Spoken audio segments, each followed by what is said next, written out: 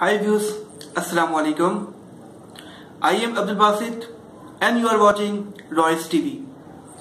Viewers, I hope you all are fine. Viewers, पिछले कुछ दिनों से कहा जा रहा है कि ये हुकूमत नाअहल है और इस हुकूमत से इदारे ठीक तरीके से नहीं चल रहे हैं, तो इमरान खान साहब आप इस्तीफा दें। आइए जानते हैं कि ये किस फैक्टर के तहत कोशिश कर रहे हैं कि इमरान खान इस्तीफा दे। नंबर 1,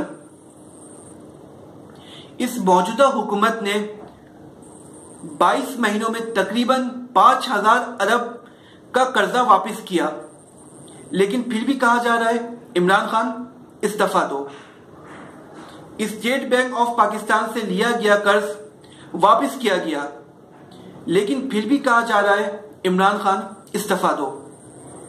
मुल्क की तारीख में पहली बार प्राइम मिनिस्टर हाउस को यूनिवर्सिटी में तब्दील कर दिया गया, जिसका बजट 20 अरब मुख्तस किया गया, लेकिन फिर भी कहा जा रहा है इमरान खान इस्तीफा दो।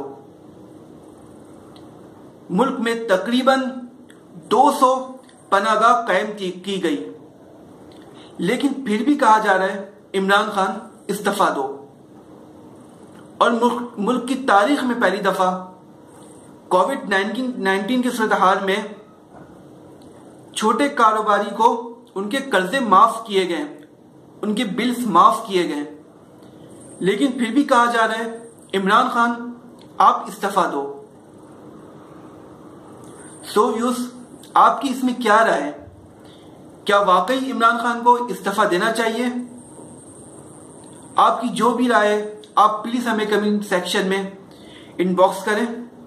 और व्यूअर्स, अगर आपको हमारी वीडियो अच्छी लगी हो तो आप प्लीज इसे लाइक एंड सब्सक्राइब करें, ताकि आपको हमारी आने वाली वीडियोस आसानी से मिल सके। Thank you.